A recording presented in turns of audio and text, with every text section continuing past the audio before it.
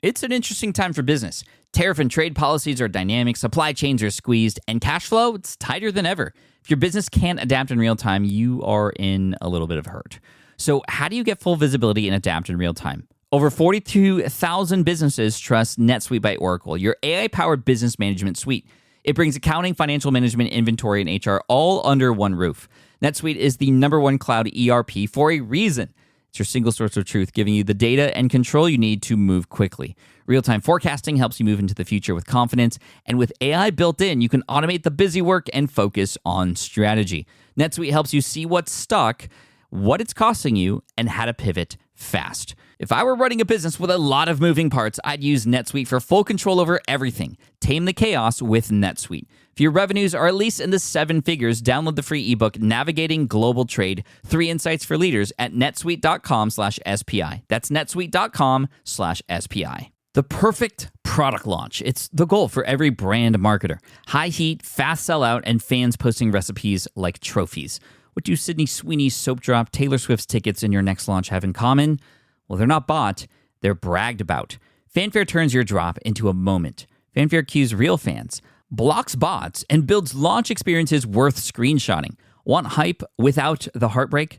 Get Fanfare's 5-step hype drop playbook with our proven success formula and make your next launch unforgettable at fanfare.io/playbook. Again, fanfare.io/playbook. Hey, I get it. You've worked really hard to build up your business, and it's doing great. So great that you need help now. The most important thing for your business is to hire the right people to support it. So how can you find amazing candidates quickly? Easy. Just use Indeed. When it comes to hiring, Indeed is all you need. Stop struggling to get your job post seen on other job sites. Indeed Sponsored Jobs helps you stand out and hire fast. And with Sponsored Jobs, your post jumps to the top of the page for your relevant candidates, so you can reach the people you want faster. And it makes a huge difference. According to Indeed data, Sponsored Jobs posted directly on Indeed have 45% more applicants than non-sponsored jobs. And it's one of the largest databases of job seekers, too, giving business owners access to a wide range of candidates. And one of the things I love most about Indeed is the job alerts feature. I get notified when new candidates apply. There's no need to wait any longer. Speed up your hiring right now with Indeed. And listeners of this show will get $75 sponsored job credit to get your jobs more visibility at Indeed.com/smartpassive. Just go to Indeed.com/smartpassive right now and support our show by saying you heard about Indeed on this podcast. Indeed.com/smartpassive. Terms and conditions apply. Hiring Indeed is all you need. This is the Smart Passive Income Podcast with Pat Flynn, session number 96. We're almost at 100. We're almost at 100. Yeah. Welcome to the Smart Passive Income Podcast, where it's all about working hard now so you can sit back and reap the benefits later. And now your host, CYXWVUTSRQPONMLKJIHGFEDCBA, Pat Flynn. Phew. Thanks for that one, Pat. While DIY website tools are everywhere, most fall short on design and performance. Hit publish. Framer ships your site worldwide in seconds. No code, no compromises. Framer is a powerful, user-friendly platform that delivers developer-level results without writing a single line of code. Make your designs move and convert with Framer. Framer brings your site to life with powerful animations, dynamic content handling, and a design-first approach that helps your site stand out. Framer is the design-first, no-code website builder that lets anyone ship a production-ready site in minutes. Browse hundreds of pixel-perfect templates or even design something of your own on a totally blank canvas. Add bold animations like appear effects, text effects, scroll and looping animations, and much more in seconds. And it's free to start. The built-in AI handles the heavy lifting of generating starter layouts and can even translate your entire site to any language. On the back end, you'll get responsive breakpoints, built-in hosting, a flexible CMS, and privacy-friendly analytics. Ready to build a site that looks hand-coded without hiring a developer? Launch your site for free at Framer.com and use code SPI to get your first month of pro on the house. That's Framer.com, promo code SPI. Framer.com, promo code SPI. Rules and restrictions may apply. Running a business means legal questions are inevitable. Is this contract or agreement solid? What can I do if a client won't pay me? Am I set up properly for taxes?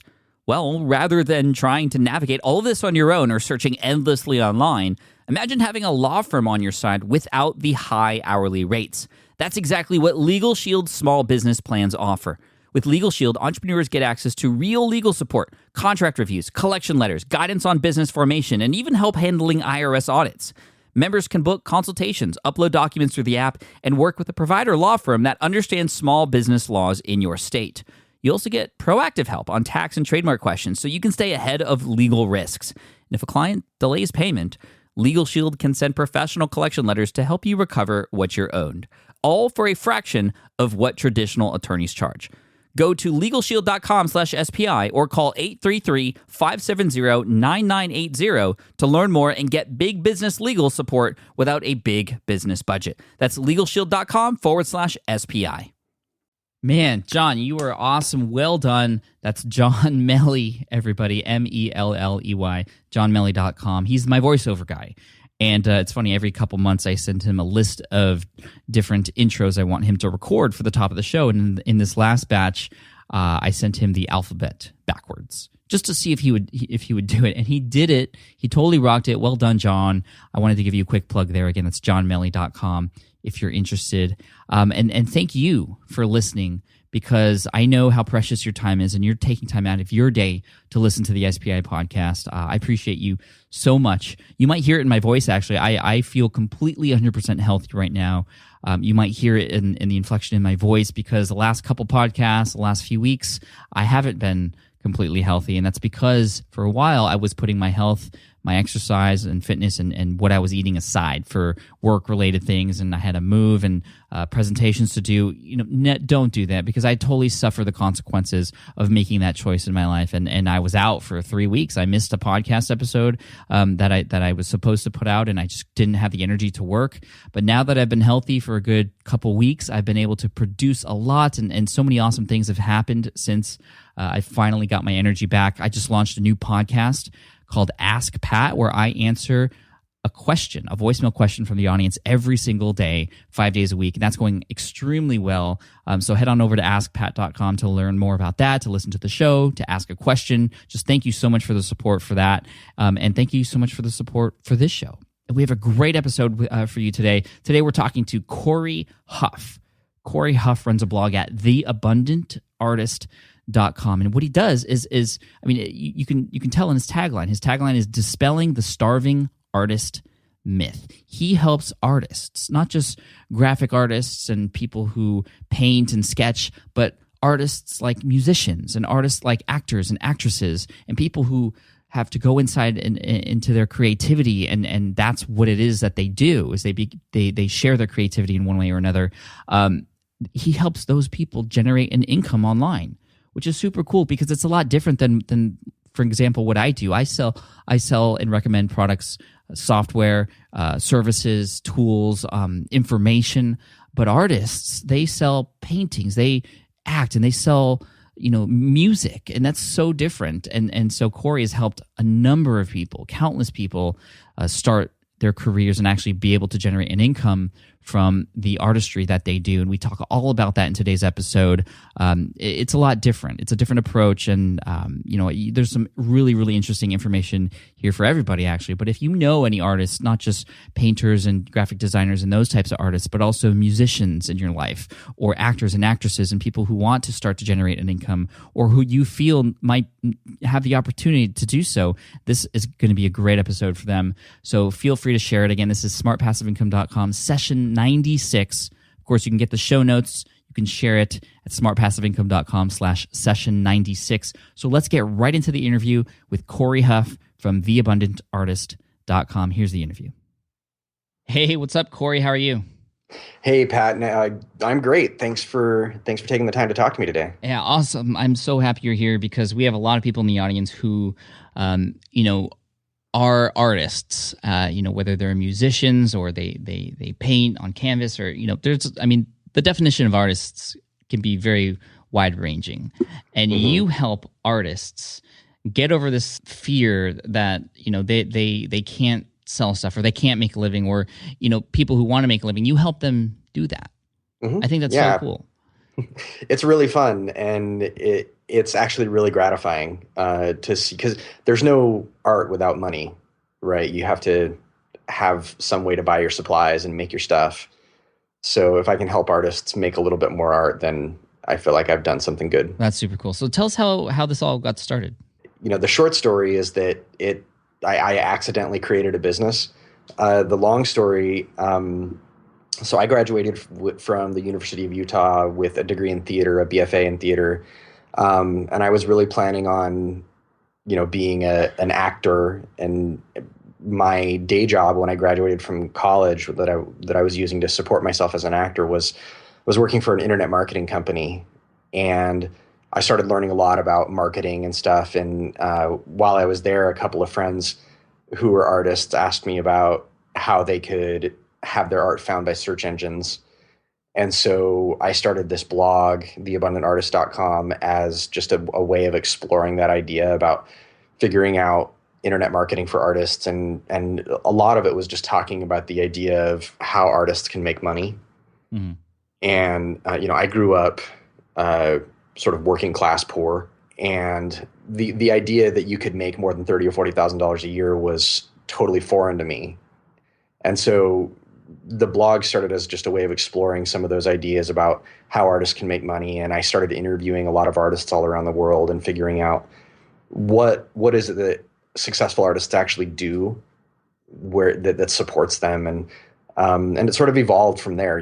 We started doing group coaching courses, and we started doing, I started recording those courses and offering them as downloads, and then sort of created some more formalized products. And all this time I was working full time in internet marketing and doing this as a side project. And then about a year ago, it got to the point where there were enough people interested in what I was doing and asking me for help that I decided that I either had to stop it or go full time, because I wasn't serving my job well, because I was so distracted by doing this.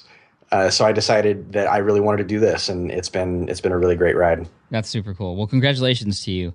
Now, let's say there are some artists in the audience, which I know there are, and let's even say I'm an artist. I paint, or I think I have really cool painting, and I want to sell it, but I don't even know where to start.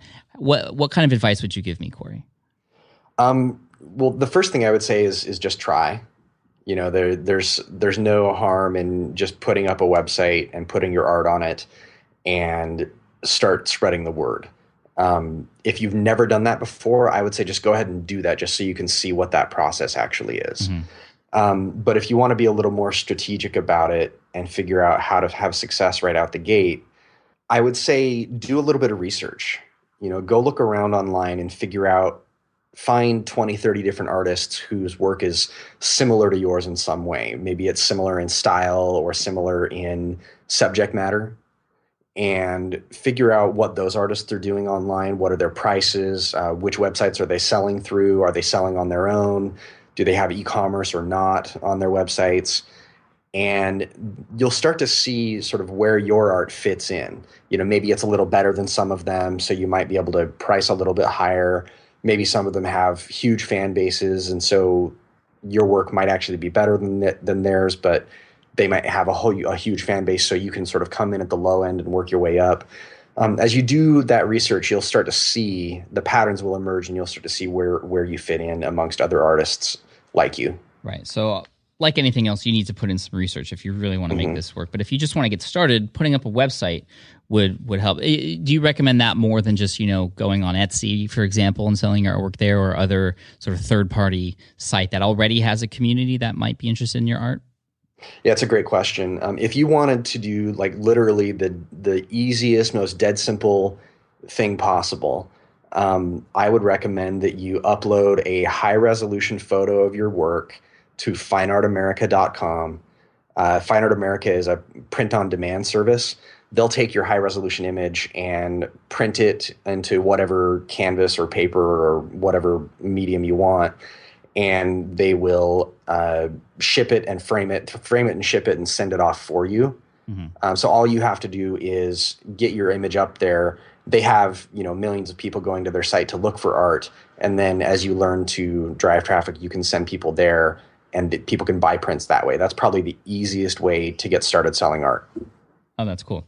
Now, what about for the people who are like, this is, they're having that battle in their head, like, okay, I want to start selling some of my pieces, and I want to make some money so I can even make more, but this is my art. Like I can't let it go. I mean, I think that's what I would worry about the most if I was doing it. I'm creating something and I'm really proud of it. I don't want to sell it, or it wouldn't be worth, only a couple $100s. I'd want to sell it if I was going to sell it at all for, tens of thousands perhaps. Like how do you, let's talk about that. And then we could talk about pricing. How do you even gauge how to price something too? So let's start with the first question. How do you deal with people who are sort of battling in their head, well, this is my art. I can't sell it, or maybe I shouldn't. You have to make that decision for yourself. A lot of artists make art because they just, they feel compelled to create art. And that's great, and it's noble, and you should absolutely do that. There is a point in an artist's career where they have to make the decision if they're going to go pro or not. Mm-hmm. And there's nothing wrong if you decide you don't. If you just want to make art for yourself and maybe, give a few pieces to some family, friends, that kind of stuff, that's totally fine. But there comes a point when you have to decide that you're going to turn your art into a business. And you can sort of trial it out. You can test it out and say, I think I want to do this, but I'm not sure. And you can try it and see what that's like. And then you can decide against it later if you want to. But there is that turning point when you have to decide, yeah, this is a business and I'm going to go do this. Mm-hmm. What are some of the success stories that you have of people that you've worked with? How they've, like what kind of dollar amount are we talking about as far as people selling their artwork? So online art, the biggest sales I've seen are in the $20,000 to $30,000 range. Wow. Yeah. And that's the exception. Most artists are selling for less than $1,000 online. Okay. But the artists that are selling for that low 5-figure range, usually those artists have spent years building up a huge following. They've done, not only shows in real life, and they've also built up a big mailing list, and they have maybe a strong social media presence, and they're really engaged with their fans and their collectors. And that's something that I think a lot of our artists miss is the artists that sell for a lot of money. They either have one of the big high-end galleries selling for them, or they have built up a very supportive and emotionally connected fan base that loves what the artist does to the point that they will do whatever it takes to support that artist continuing to do what they do. You don't just land on the scene and sell a $10,000 piece of art. Right. So the artwork is more than just the actual piece itself. It's sort of the person behind it and the relationship as well. Yeah. The art is representative of your relationship with the artist. It's representative of something that's happening in your life. It's representative of an emotional experience that you have. People buy art because of emotion. I think that's a really important point that we want to get across. And so if you're starting a business and you're an artist and you want to sell some of your artwork, I think beyond just the art itself, you have to understand what it takes to, like in any online business, to build a real relationship with your audience. So how does an artist best do that? So in this big class that I do once a year, I take artists through a series of exercises where I have them create a piece of art and journal through the process of creating that art. And it can be whatever kind of process you want, if it's, drawing or painting or mosaics or whatever. But the idea is to create the art and capture not only the layers of the process, the different layers of paint or the different layers of stone that you put down, and either using pictures or video, capture how the art is actually made, but also capture your inner emotional experience through creating that art. Artists know that good art comes from an emotional place inside of you, and it means something. And so getting good at capturing those feelings, and even if it's not the most coherent, is really important, because you can't communicate to other people what your art means and the intensity of it if you don't have at least an understanding of it yourself. I love that exercise. And even, I think of some musicians sometimes. Some of the songs that I love most are songs where I know people have written about something that has happened in their own life. I feel more of a personal connection to the person who's singing that song because of that experience that they've shared, they've gone through. And so I think, something that can be done in a similar way when it comes to your artwork, as far as, sharing not just the piece itself, but sort of what went into it to create it. I think that's really cool. Now, let's move on to some of the struggles that a lot of artists have when they're trying to sell their art online. What are some of the biggest struggles that artists are running into? I think maybe the biggest struggle is the mindset, of being in business. The unfortunate thing about art school, art school is great and it teaches you how to make great art and all that kind of stuff. But what they don't tell you in art school is that when you graduate, you are essentially becoming an entrepreneur right out the gate. You're either going to go work, you're going to go apprentice for an already successful artist and learn from them, or you're out on your own and you've got to go figure it all out. And there's not a lot of programs out there for teaching artists how to be entrepreneurs.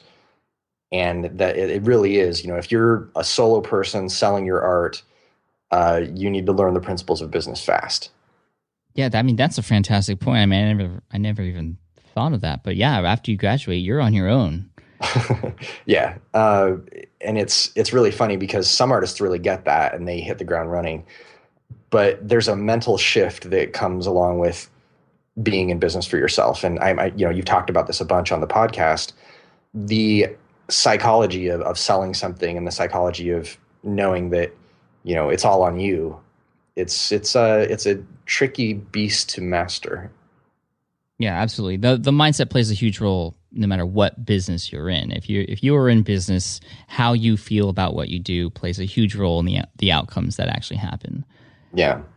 The other thing I'll say is, this is actually a minority of artists, but some artists feel like if they exchange money for their art, that somehow lessens the value of their art. It's like selling out almost. Yeah, like selling out. And the reality is, like I talked about at the top, that if you don't have money to buy your art supplies, you can't make art. Right. I think there's that. And also, people want to experience what you have, the art that you create, and you deserve to get paid for that. Yeah, absolutely. And the thing is, you are creating so much value for somebody. You like some businesses create a product that helps people make more money, or create a product that helps people eat, or whatever, right? And those are sort of tangible, I can hold in my hand values. But art doesn't fulfill those needs. Art fulfills a very deep, emotional, almost primal need that people have for beauty, for expressing the part of them that they don't know how to express. So it's very interesting when you go into people's homes and you see the art they have on their wall. Yeah. It's very, very interesting. And then it's interesting to go walk through the aisles of a store, like through a Target or through a Pier 1 or whatever, and see how much art there is in those places. And art is everywhere, but we take it for granted. And so when you realize that your art is valuable and it fulfills this need that people have, there has to be some sort of exchange. There has to be some sort of exchange that people want to give you something in return for your art. And whether they want to give you gratitude or thanks and hugs and kisses, if you're willing to accept that, that's awesome. But you also have an opportunity as an artist to receive money so that you can continue making your art. Right. I mean, it sort of reminds me, there's a book that I read called Secrets of the Millionaire Mind by T. Harv Eker. It's a great book. I actually printed out a lot of the things that he says in the book and have them, or I used to have them posted right in front of my computer in my office. I'm in a new office now, so there's nothing on the walls, but I will put that back up. But it reminds me of one of the sort of mantras there, and that is you have to be an excellent receiver. You have to know that you're worthy of these things that are being presented to you. And the key to recognize that whether you're worthy or not, it's a feeling. It's not a fact. And this, you make up your own story. You make up your own feelings, and you have to know that you deserve to have good things happen to you. And you deserve to have, if you're an artist, your art shared with the world, and you deserve to get paid for that. Yeah. Yeah, you absolutely do. Now, let's talk about other kinds of artists, because there's more artists than just those who paint on canvas or sketch. There are actors and musicians. I mean, you went to theater school. How can this sort of selling things in an online business fashion apply to actors and musicians? I think with musicians, it's a little more obvious. You could sell your music. If you create a direct connection with your fans, and I've noticed this on YouTube, I've become big fans of bands like Boyce Avenue, who have made their name on YouTube, and they don't, they aren't on the radio, but I've learned to make a connection with them just because I love the music. So, YouTube is a perfect channel for that. I mean, how would an actor, for example, start an online business per se? So I'll give a shout out to my friend Ruthie Otero. Ruthie's done a great job of building an online presence for herself. She basically she has a blog, she has a newsletter, and she uses those platforms to tell people about shows that she has coming up, both films and commercials that she's in, also letting people know about live performances that she has coming up. Basically, she uses those platforms to stay connected with people, so that they can find out about her and her shows. And they act as marketing channels so that people can show up to the in-person event, right? So maybe you're not actually selling a product over the internet, but you can use the web to drive interest and fans to your stuff. Okay, so when you do a show, for example, I mean, you get paid to act in this show. I mean, the more people you get in, the sort of better the experience is going to be, and probably the more money you're going to make down the road. Yeah, absolutely. Every theater company and every live performance venue needs to make money to keep the doors open. And the more valuable you are as a performer, the more gigs you're going to get. If you can guarantee X many butts and seats, you're going to have more venues open their doors to you. Right. Totally. I love that. Tell us a little bit more about how shifting on to what you do in your business. How are you providing value? Like, what are the ways that you are actually teaching this stuff to your audience, and what's working best for you right now? Yeah, that's a great question. So we have a newsletter. So you can come to theabundantartist.com and you can sign up for the newsletter, and you'll get a whole series of emails that will tell you all about how to get started, describing some of the mindset stuff that we talked about, the basics of getting an effective website up, and the basics of email newsletters and social media. That's all free stuff that's on the blog and the email newsletter. Okay, cool. So you're already providing value, and you're giving people sort of these are your first steps. Yep. And it's interesting because I don't get a lot of feedback from people on the free stuff. Like, it sort of goes out into the ether, and then sometimes I hear back from people. And the other day, I heard back from an artist. I get a lot of these artists who are sort of mid-career artists. They were in maybe a corporate job or something, and then they switch over to becoming an artist. And this woman joined my mailing list right when she left her corporate job, and that was about a year ago. And then she just emailed me and said, "Hey, I followed the advice in your free newsletter, and I sold, like this many thousands of dollars in paintings over the last year, which was this much more than the previous year. And I had 3 or 4 solo shows in the last year, and this many people showed up." And I was floored because people never like when you give away free stuff, a lot of times people go and look at it and then they don't do anything with it because it's free. But I was really excited to see that she took that and ran with it and did really, really well. So that there is enough to encourage me to continue doing what I'm doing. But then we also have a bunch of paid courses that people can sign up for to get more details. That's cool. Now, as far as the sort of sales funnel, are you taking people into that newsletter, and then within that newsletter down the line they get they get access, or they understand that you sell these other things, or how are you presenting your products to your audience here?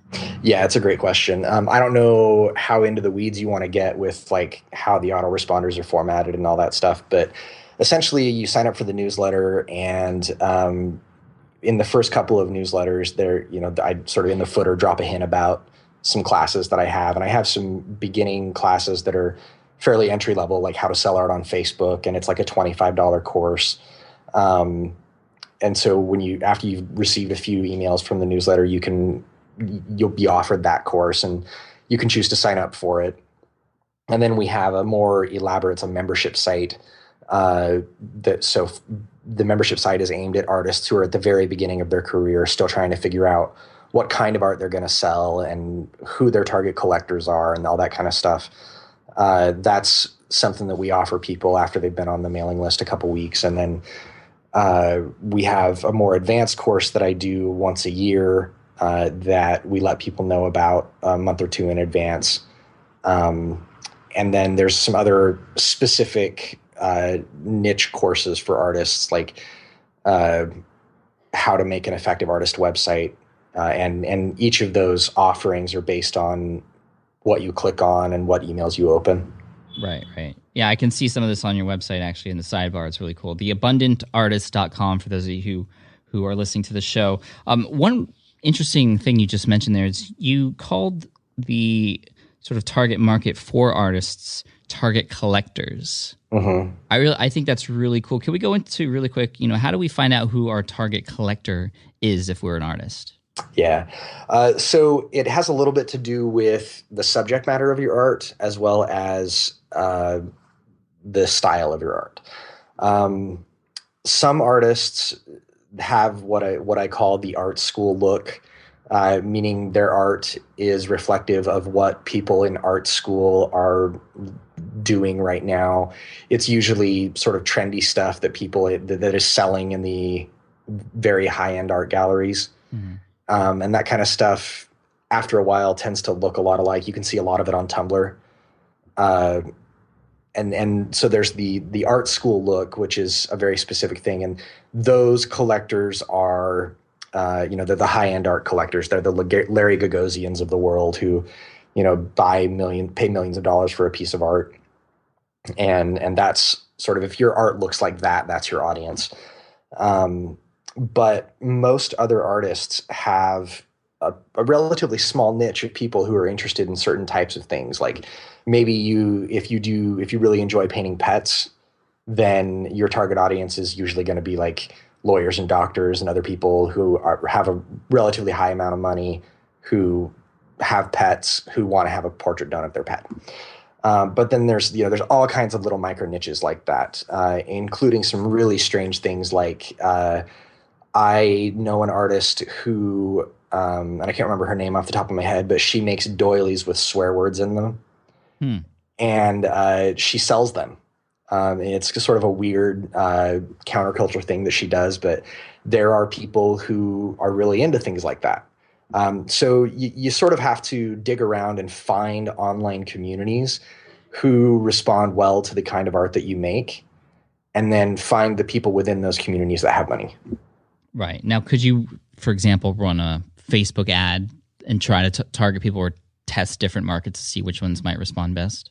Yeah, absolutely. So usually what I do when I'm working with an artist one-on-one is I will start out with just a few Google searches and say, okay, if you're a pet portrait artist, let's find a handful of dog communities, and we'll find some forums and other websites where there's a lot of dog lovers hanging out, and we'll look and see what kind of things they talk about on those forums and communities.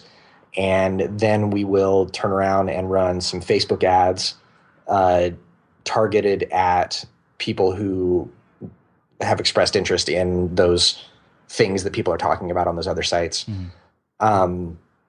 And then we might even run some Google ads depending on the budget the artist has. Because I think that Google ads are actually more valuable than Facebook ads because they convey search intent and purchase intent. We can get into that if you want to, but basically run some test ads to see how people respond. And then we send people to either a mailing list page or a mailing list landing page or a sales landing page.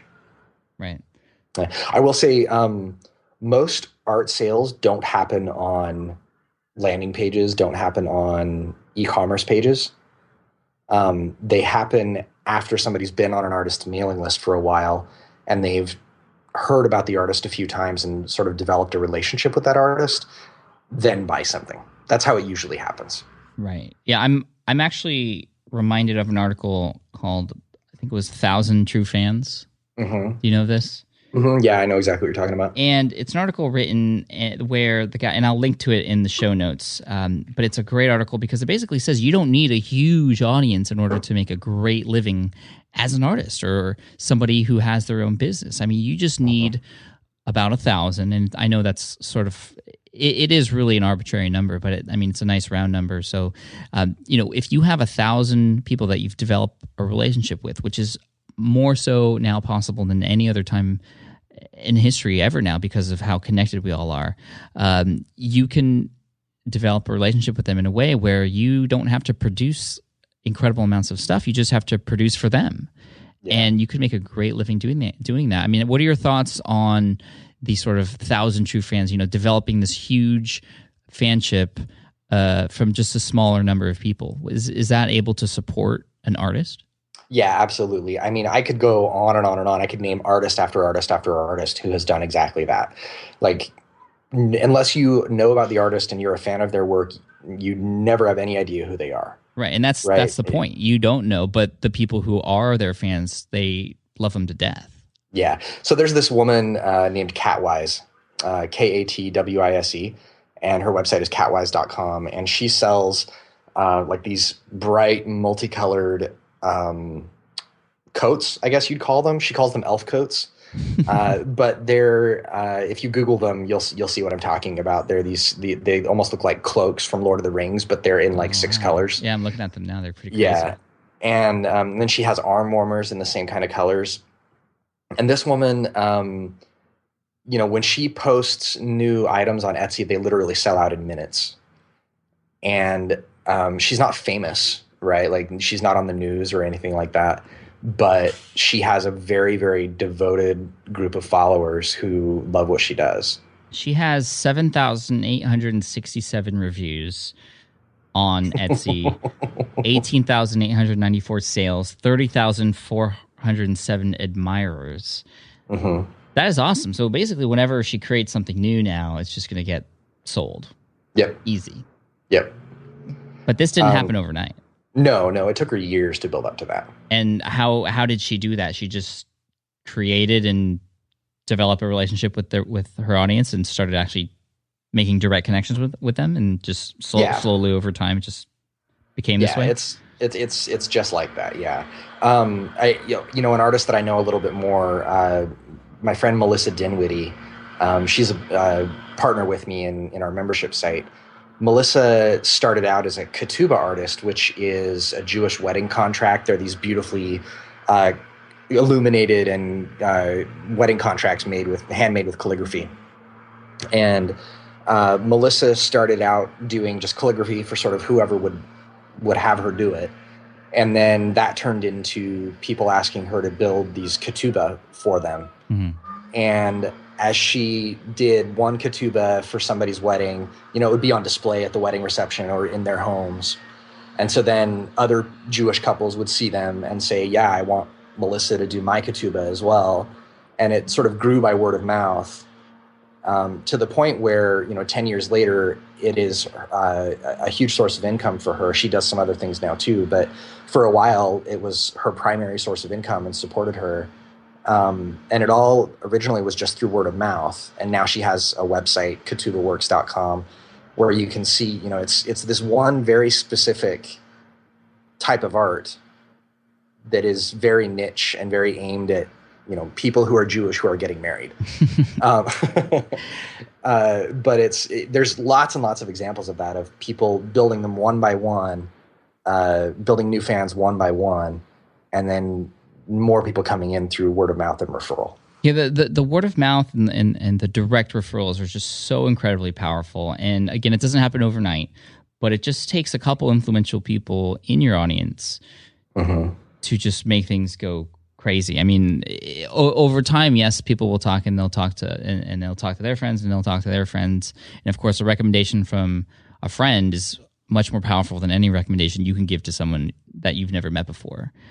And so you just have to understand it's going to take a long time. It's not going to happen overnight, but it can happen. You don't need a huge audience to make an incredible living with your artwork. You just need an incredibly devoted pool of people. And that can only happen through these sort of one-to-one relationships or using social media to make connections with people. I mean, I love doing the podcast. I mean, I think artists, if they aren't doing it already, they should create a podcast and perhaps start talking directly to their audience with their voice to just get them more in tune with who they are and what they're doing. I would love to see more artists doing that. We started our podcast, the Creative Insurgents podcast, as a way of featuring some of these artists. Yeah, right? and I bet they're hungry to talk about their stuff because they're just sitting there like painting all day, right? Like I would suspect they just love doing that. Totally. It's funny because a lot of artists, they need that quiet creation time. A lot of them say, I'd just rather be in my studio. And some artists will do that. Some artists will disappear for days or weeks on end and you'll never hear from them. And then all of a sudden they'll show up and be like, well, I made all these paintings. And so, I would love to see more artists do podcasts. And going back to what you were saying about connecting with the 1,000 true fans, I think a big reason that so many artists have a hard time with business is it feels very cold and impersonal. And when you're making art, you're working from your heart. You're working from your spirit.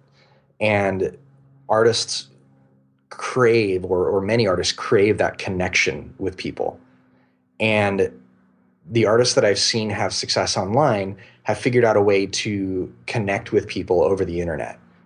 There's this woman named Amber Jean whose work I love. She's a wood sculptor, and she lives in a cabin in the middle of nowhere in Montana. And her connection to the outside world is the internet. Mm-hmm. She's got a handful of local friends, but most of her collectors come from the web. And a few years ago, Amber went through some pretty serious health problems. And her fan base was so enthusiastic and so they wanted to help her so much that they actually put together a fundraiser and a bunch of money to give her and help her through the health problems that she was having. And she didn't ask for it. It just happened. That's super cool. And that sort of connection is pretty hard to build through most other businesses. But when you're an artist, you're creating something that people care about on a deep emotional level. And that sort of connection, if you treat your people well, they will love you and sustain you over hard times. Absolutely. And once you start selling your art will continue to do that even when you're not there, I would suspect. Yeah. Awesome. Man, Cory, this has been a great conversation. I think, I always get emails from artists too asking, okay, well, I'm not selling information. I just create stuff and I want to sell it, but I don't know how. I think you shared a lot of great information to help people get started and inspire people to actually do sell their artwork if they choose to do that. But of course, you have all of your courses and stuff too that can help people take it to the next level.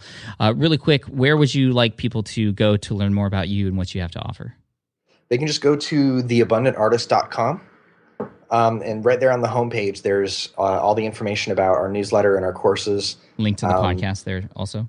Yep, link to the podcast there as well. And if you go to the blog, there's hundreds of articles and videos on various topics around selling art online. Awesome. Very cool. And if you're an artist and you're selling stuff, whether you paint or you're a musician or perhaps you act, and if you're online, I would love to see you in the comments section here. This is smartpassiveincome.com/session96.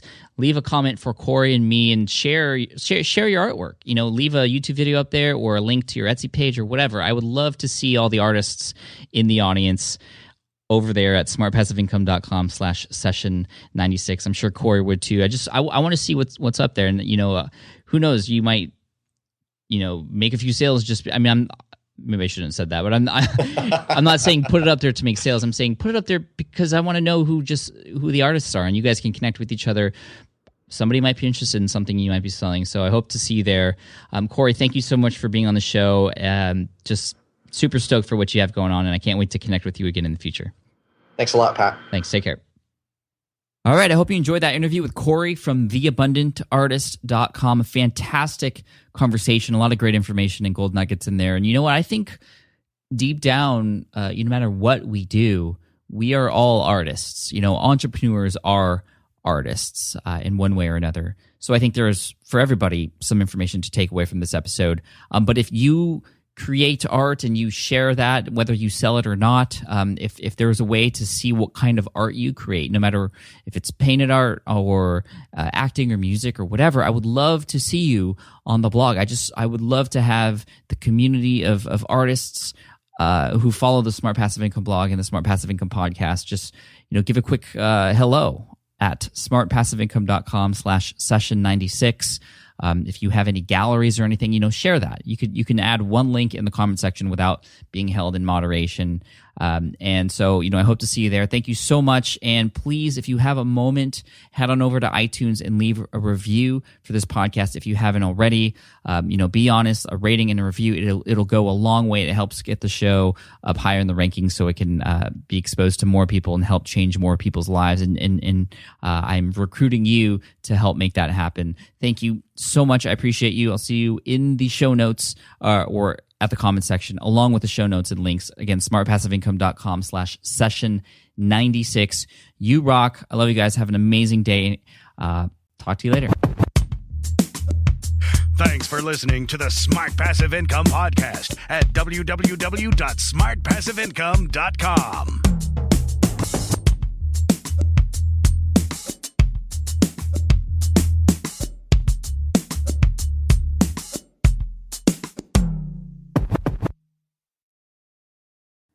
I get it. You want to grow your business, but selling at scale feels overwhelming. You're drowning in complicated funnels, creating different lead magnets, or constantly posting on social media. And that gets exhausting fast, especially when you're trying to sell to hundreds or thousands of people. But what if you could sell at scale with a simple, powerful quiz? A score app quiz or assessment asks your audience key questions and gives them instant personalized results based on their answers. Your audience gets to know where they are now and shows them the steps they need to hit their goals. You can set up a quiz in minutes using Score App's templates and have a powerful lead magnet that'll do the selling for you. The best part is your audience actually wants to take this quiz, and you build huge amounts of trust before you even make a single offer. No hard sales, no chasing leads, just value at scale. Get 50% off the first 3 months using the discount code SPI. Just head to scoreapp.com/SPI. Again, that's scoreapp.com/SPI. More people dream about building their own business and being their own boss rather than retiring early. But a majority of them never even take the first steps to register the business. Why? Because starting a business can feel overwhelming. With legal forms, paperwork, finances, it's a lot. And that's where Taylor Brands comes in. Taylor is a complete business builder designed to make launching your business simple and stress-free. You can register your LLC in just minutes, keeping your personal and business assets separate from day one. And from there, you can get access to everything you need to get off the ground, from legal documents, licenses and permits, invoicing and bookkeeping tools, and even a 100-day business coaching program to help you hit the ground running. You'll also get a free personalized business plan, branding tools, and so much more. And of course, our listeners get an exclusive 35% discount to get started. Just head to taylorbrands.com/SPI. That's TAILORBRANDS.com/SPI. Stop dreaming, start building with Taylor Brands.